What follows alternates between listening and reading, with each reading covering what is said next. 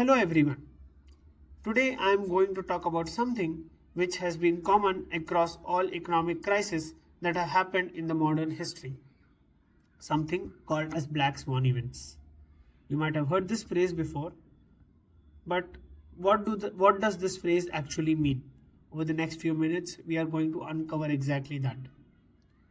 This phrase was popularized by Nassim Nicholas Taleb in his landmark book called The Black Swan. The metaphor has been in usage for centuries. For generations, people thought that all swans are white. But when Dutch explorers arrived in Australia, they saw a black swan. That observation shattered a theory that was built over thousands of data points. Nassim uses this metaphor to explain an event that is rare and has an extreme impact and also is unpredictable. So there are three core characteristics of a black swan event. First one, rarity. Nothing in our past experience prepares us for such an event. Second is extreme impact. The impact of the event spreads across economies, societies, and political structures. All of them are reshaped, not just disrupted. Third is retrospective predictability. Once the event has occurred, people tend to create stories and tell that the event was inevitable. But in reality, this is where the exact trap of this event lies. The history is filled with such events. Let's take 5 examples from history to understand the situation. First is the 1999 global financial crisis. Economies failed, Dow Jones fell by 90%, and global GDP shrank by 15%. And all of this created economic theories that guided governments forever. Second, the 1973 oil crisis. Arab nations came together to stop oil supply to Western countries. All of this because they participated in a war. But what this created was stagflation, which economic models said could not exist. Third is the dot-com bubble crisis.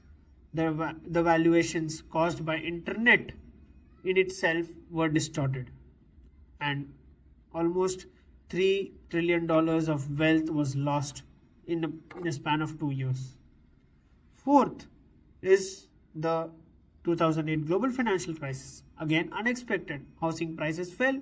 The market lost $10 trillion of wealth. Fifth, the 2019 COVID-19 pandemic, a virus, created a huge impact and disrupted supply chains that people never thought could happen. So the obvious question is, why cannot we predict it? Because there are 4 cognitive and structural blind spots. First is the confirmation bias. People think, economists and analysts think whatever data they have collected is enough for their existing models and confirms their existing models.